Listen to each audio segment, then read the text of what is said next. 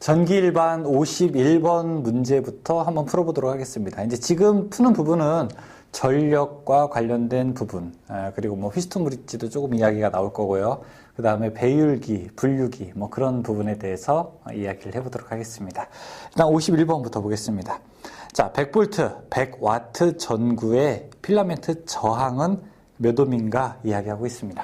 자, 일단 우리가 알아야 될 선행 지식부터 이야기를 하게 된다면 전력 P라고 하는 거는 I제곱의 R, 그쵸?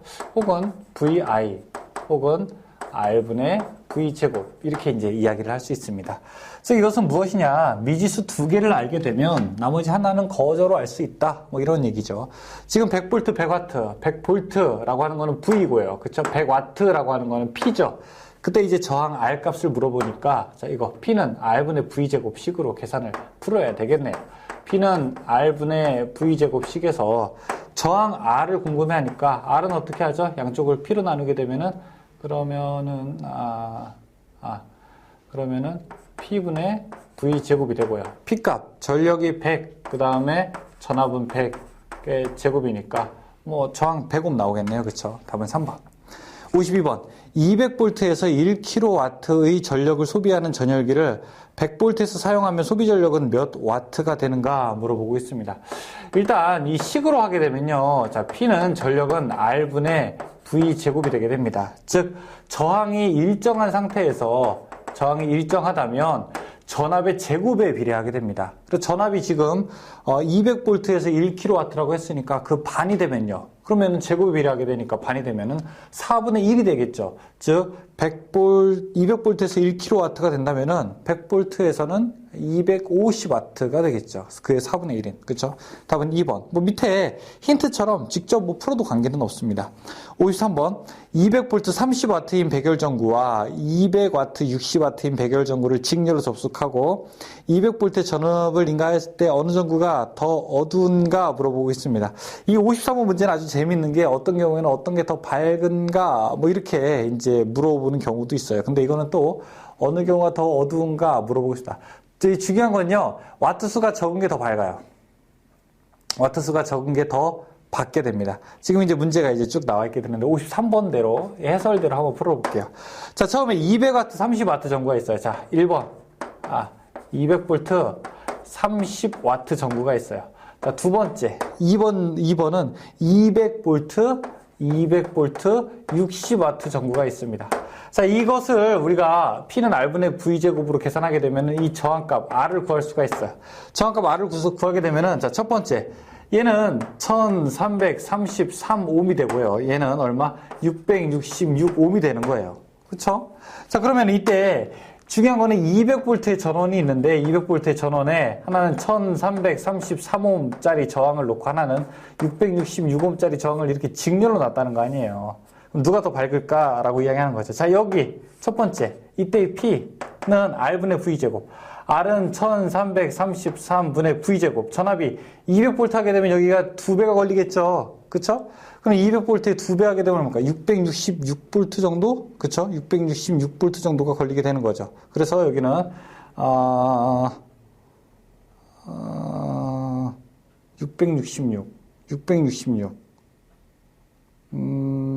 666옴짜리에는 66V. 그리고 1300, 여기는 133V.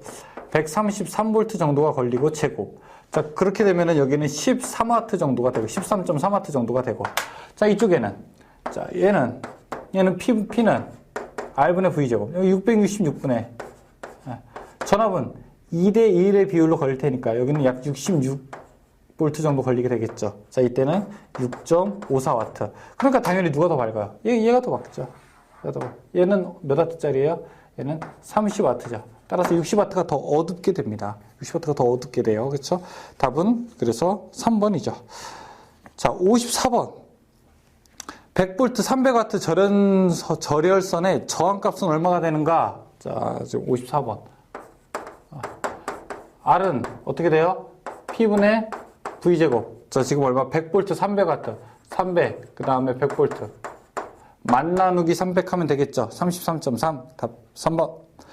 55번 200V 500W의 전열기를 200V 전원에 사용했다면 이때의 전력은 얼마가 되는가 물어보고 있습니다. 자, 55번. 지금 전압이 조금 더 높아진 거잖아요. 그렇죠? 그러니까 자, 일단 200V 50W가 얼마냐 저항이. 이 저항 계산해 보니까 80옴 나온대요. 어떻게? 이 위에처럼 계산했을 때. 그럼 이 80옴에다가 얼마 전압? 220V의 전원을 사용하게 되는 거잖아요. 그렇죠? 그럼 P는 R분의 V제곱. 80 분의 V제곱. 220의 제곱. 계산하게 되면 605W 되겠네. 605W. 딱 56번. 저항 300옴의 부하에 90kW에 90kW면은 9만이죠. 9만. 이때 이 흐르는 전류는 얼마가 되는가 물어보고 있습니다. 자, 여기는 저항, 그 다음에 전류, 그 다음에 전력이에요. 저항, 전류, 저항. 그러면은, 자, P는 I제곱에 R. 지금 문제 뭐 물어보는 겁니까? I 물어보는 거죠? 그러면 I제곱은 R분의 P. 그럼 I는 어떻게 됩니까? 루트 R분의 P. 이렇게 되겠죠. 그러면 지금 I는 루트 R분의 P. R 값이 얼마예요? R 값이 300옴이고, P 값이 9만이죠. 계산하게 되면 뭐 답 나올 겁니다. 17.3A 되겠네요. 57번. 기전력이 50V, 내부 저항이 5옴인 전원이 있다. 이 전원의 부하를 연결하여 얻을 수 있는 최대 전력은 얼마가 되는가 물어보겠습니다. 자, 최대 전력은 우리가 최대 전력 전달이라고 해서 이거 기사 가면 조금 더 자세하게 배울 텐데, 기능사에서는 그냥 내부 저항과 외부 저항의 합이 내부 저항과 외부 저항이 같을 때 최대 전력이 된다. 이렇게 이제 계산하면 됩니다. 이 문제를 어떻게 풀어보냐. 자, 제가 이제 그림으로 나타내게 되면은 여기 50V짜리 전원이 있고, 그 다음에 이 건전지 내부에도 저항이 있을 거란 말이에요. 이 저항이 5옴이래요. 그쵸? 외부에다가 얼마의 저항을 넣어야 여기가 최대가 되느냐 물어보고 있습니다. 일단 외부에는 얼마? 내부와 같은 여기가 5옴의 저항이 넣었을 때 최대 전력이 전달이 됩니다. 그럼 이때 이 전력 P는 뭐 I제곱 R 해도 되고 R분의 V제곱 해도 되고, 그러면은 R분의 V제곱으로 한번 해볼까요? R분의 V제곱. 그러면은 R 값은 얼마예요? 5분의 전압이 얼마입니까? 50B. 양쪽에 반씩 걸릴 거 아니에요? 그러면은 25의 제곱 이렇게 되겠죠. 25의 제곱 나누기 5 하게 되면 이가 125W 정도 될 겁니다. 다음은 4번. 58번에 전류의 발열작용과 관계가 있는 것은 무엇이냐? 자, 전류가 흐르면은 반드시 열을 동반하게 됩니다. 전류가 흐르게 되면은 반드시 열을 발생하게 된다. 이거 뭐예요? 줄의 법칙과 관련이 있죠. 이것을 이용해서 만든 것이 배선용 차단기, 퓨즈, 이런 것들 다 줄의 법칙이죠. 물론 전기장판도 포함이 되죠. 59번. 줄의 법칙에서 발열량 계산식을 옳게 표현한 것은 무엇이 되겠는가 물어보겠습니다. 전류가 흐르면 열이 발생하게 된다. H, 열량은 0.24의 I제곱에 RT, 전류, 제곱, 그 다음에 저항, 그 다음에 시간에 비례하게 된다. 단위는 당연히 칼로리가 되겠는 거고요. 그렇죠? 답은 4번이 되겠네요. 60번. 5Wh는 몇 줄인가 물어보고 있습니다. 60번. 여러분, 일단 1Ws는 1줄이라고 하는 것을 기억하셔야 됩니다. 1W가 1초 동안 하게 되면 1줄이죠. 그런데 여기서 문제는 5Wh예요. 5Wh라고 하는 얘기는요, 5W가 얼마? 1시간이란 얘기죠. 자, 이것은 5W가 얼마? 3600초란 얘기죠. Ws는 뭐라고요? 단위가 줄이라고요. 따라서 W랑 세크가 만나게 되니까 단위는 이제 줄이 되는 거고, 요것만 이제 계산하면 되네요. 5 곱하기 36 하게 되면요, 이거는 18,000 줄 되겠네요. 답은 2번. 61번. 500옴의 저항에 1A의 전류가 1분 동안 흐를 때 발생하는 열량은 몇 칼로리인가 물어보겠습니다. 이 식 이제 계산하면 되는 거죠. 61번에 H는 0.24의 I제곱에 RT 계산하게 됩니다. 그럼 0.24 곱하기 I 값이 얼마예요? 전류가 1A, 1의 제곱 곱하기 500옴 곱하기 시간은 1분이라고 했는데 반드시 초로 환산해야 돼요. 초는 60 계산하게 됩니다. 그러면 이거 7,200칼로리라고 계산되나 봅니다. 여러분 한번 계산해 보세요. 62번. 다음 1과 2에 들어갈 내용으로 알맞은 것은 무엇이냐 물어보겠습니다. 자, 배율기는 뭐의 측정 범위를 넓히기 위한 것입니까? 배율기는 전압계의 측정 범위를 넓히기 위한 것으로 회로에 어떻게 직렬로 사용해요. 이거 조금 헷갈리시는 분들이 있어요. 배율기랑 전압계. 그러니까 보세요. 여러분, 배율기의 목적은 뭐예요? 배율기의 목적은 전압의 측정 범위입니다. 전압의 측정 범위를 넓히기 위한 목적으로 사용되고 이것은 어떻게 연결돼요? 직렬로 사용하게 되는 거죠. 그쵸? 그리고 자, 분류기는 어떻게 됩니까? 분류기는 자, 이것은 전류계의 측정 범위 넓히기 위한 목적으로 사용하게 되고 전류를 분산시켜야 되니까 어떻게 사용돼요? 병렬로 해야 돼요. 근데 우리가 자, 이거랑 함께 전압계의 사용법이 나와 있습니다.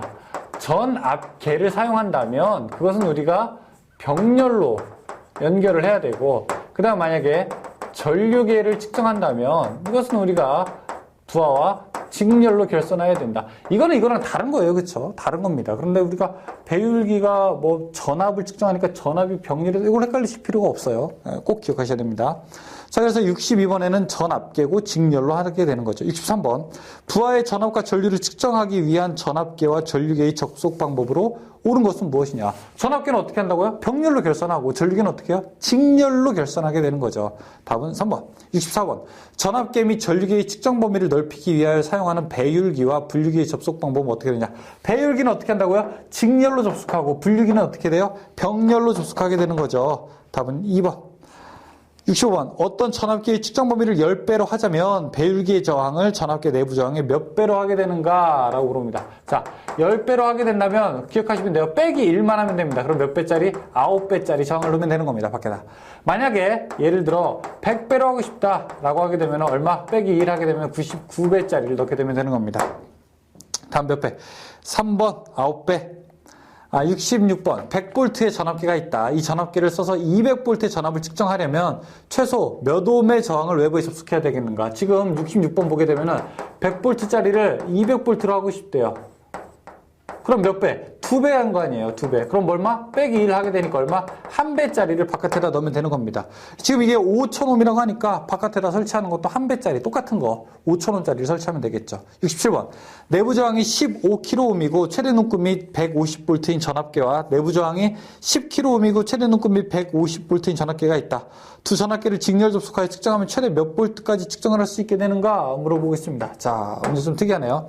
저기 내부 저항이 15kg짜리와 10kg짜리가 있대요. 자, 여기 15kΩ과 10kΩ짜리가 있대요. 근데 눈금은 보니까 여기가 150V이고 그 다음에 여기가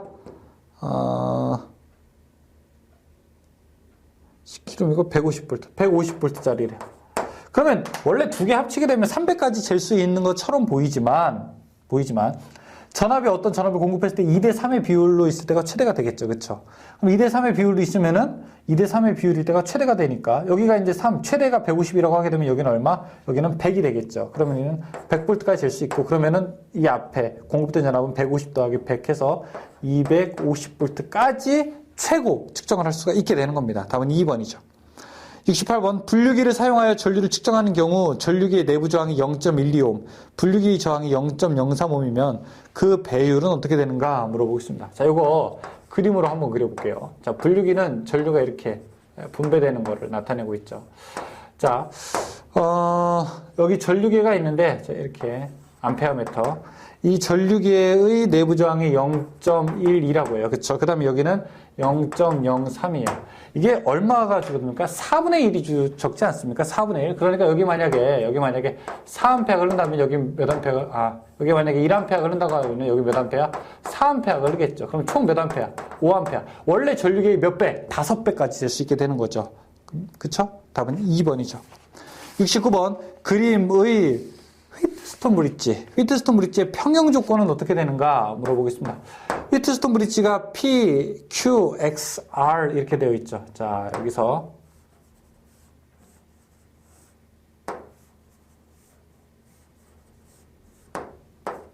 P, Q, X, R. 그럼 대각선의 곱이 서로 같아야 되는 거니까 P, R이 어떤 거? X, Q와 같아야 되는 거죠. 그럼 여기서 이제 미지수를 우리가 X라고 하게 되면, 자, X는 어떻게 됩니까? 뭐 쉽죠? Q분의 PR. 다음 몇 번? 2번. 70번. 다음과 같은 브릿지 회로가 평형이 되기 위한 Z4의 조건은 무엇이냐? 물어보겠습니다. 자, 70번. 자, 이거는 여러분들이 조금 복소수에 대한 이해가 사실은 있어야 되는데, 그래도 그냥 한번 해보겠습니다. 계산기가 이거는 사실은 조금 여러분들의 역할을 도와줄 수 있어요.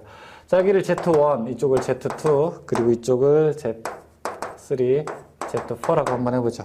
자, 그 다음에 여기가 2 플러스 J4, 그 다음에 이쪽은 3 플러스 J2, 여기는 2 마이너스 J3 하게 되면 지금 Z4 평형은 어떻게 되느냐 물어보고 있어요. 그러면은 일단 평형 조건은 Z1 곱하기 Z2가 어떻게 돼요? Z3 곱하기 Z4가 같아야 되는 거죠. 그럼 Z4 여기서 어떻게 됩니까? Z4는 Z3분의 Z1 곱하기 Z2와 같아야 되는 거예요. 근데 Z3가 얼마입니까? 3 플러스 J2분의 그 다음에 Z1 2 플러스 J4 그 다음에 곱하기 2 마이너스 J3 이렇게 이제 같아야 되는 거죠. 맞습니까? 이 계산기로 한번 계산해 보세요. 복소수 계산기로. 그럼 답이 나올 겁니다. 근데 복소수 계산기로 계산이 안 된다. 난 한번 이 원리를 한번 알고 싶다 하시는 분은 지금 잘 보시죠. 지금부터는 이제 번외. 한번 보세요. 우리가 켤레 복소수라 이거 어떻게 계산합니까, 여러분? 우리가 이거 중학교 수학 시간에 했는데 중학교 2학년인가? 켤레 복소수라는 거. 켤레 복소수라고 하는 거는 이 분모를 우리가 정수로 만들기 위해서 복소수의 부호가 반대인 것을 곱해주는 거죠. 따라서 여기다가 3-J2, 3-J2를 곱해주는 거예요. 그쵸? 그럼 이거 어떻게 됩니까? 3, 3엔 9, 그 다음에 J2 하게 되면은 이거는 플러스 4가 되죠. 분해. 자, 여기 이렇게 2 하게 되면은 이거 계산하기 전에 이렇게 가야 되겠다. 3 플러스 J2 그 다음에 3 마이너스 J2 분해. 요거 먼저 계산해보죠. 그럼 2, 4 이렇게 계산하게 되면은 마이너스 J6 이렇게 계산하게 되면은 플러스 J8 그 다음에 이렇게 계산하게 되면은 JJ 하게 되면은 마이너스 1 된다는 거 알고 계시죠? 그래서 4, 3, 12 하면은 플러스 12 그리고 여기에다가 3 마이너스 J2 계산하게 됩니다. 그러면은 요거 먼저 계산하게 되면은 16 플러스 J2예요. 그쵸? 그러면은 3 플러스 J2 3 마이너스 J2는 16 플러스 J2 그리고 3 마이너스 J2 이렇게 계산하게 됩니다. 계산하게 되면은 3, 3은 9 2, 2는 4 하게 되면은 13분의 16 곱하기 3 하게 되면 얼마일까? 48 그 다음에 이렇게 계산하게 되면은 마이너스 J 32 이렇게 계산하게 되면은 플러스 J6 그리고 이렇게 계산하게 되면은 플러스 4 하게 되면은 52에다가 26 되겠네요. 52 마이너스 J 26 그냥 계산기로 계산하세요. 그럼 공학용 계산기 다 됩니다. 계산하게 되면 얼마가 됩니까? 4 마이너스 J 2 되겠네요. 4배니까 그쵸? 그래서 답은 4 마이너스 J2 이렇게 되게 됩니다. 근데 제가 지금 여기서부터 이렇게 저는 계산한 거고 손으로 계산한 거고 여러분들은 이걸로 딱 계산기 누르면은 딱 이렇게 답 나올 겁니다. 그러니까 우리가 공학용 계산기가 필요한 거죠. 71번. 그림과 같은 교류 브릿지가 평형 상태에 있다. L 헨리 값은 얼마인가 물어보고 있습니다. 지금 여기는 RLC 조합인데 자 여기 R 값이 있고 그 다음에 여기 C 값이 있고 그 다음에 자 이쪽은 L 값이 있고 그 다음에 R 값이 있습니다. 이게 R1, C, 이거는 L, R2 이렇게 돼 있네요. 대각선 같다고 했잖아요. 그쵸?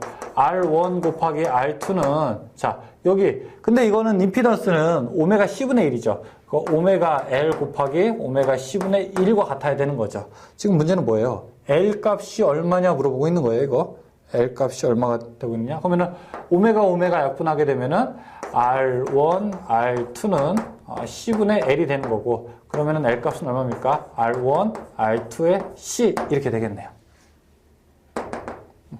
다음 몇 번? 3번. 72번. 회로에서 단자 A, B 사이의 합성 저항은 몇 옴인가 물어보고 있습니다. 단 저항의 크기는 R옴이다 라고 물어보고 있죠. 72번에 자 여기가 A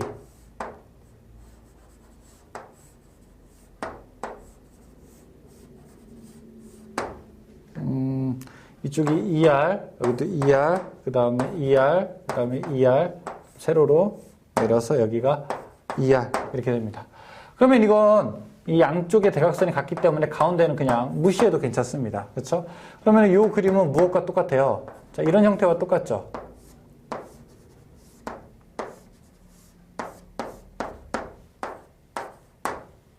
A, B. 자, 2R, 2R이니까 여기 4R이고요. 그렇죠? 여기도 4R. 그럼 4R 두 개가 병렬로 있는 구조와 똑같습니다. 이때 합성조항은요. R 토탈은 4R 플러스 4R 합분의 곱. 그렇죠? 4R 곱하기 4R은 8R 분의 16R의 제곱. 그러면 R 없어지고 하게 되면 2R. 답은 2R이 되겠네요. 네. 여기까지 해서 72번에 4번이라는 답을 우리가 도출할 수 있었습니다.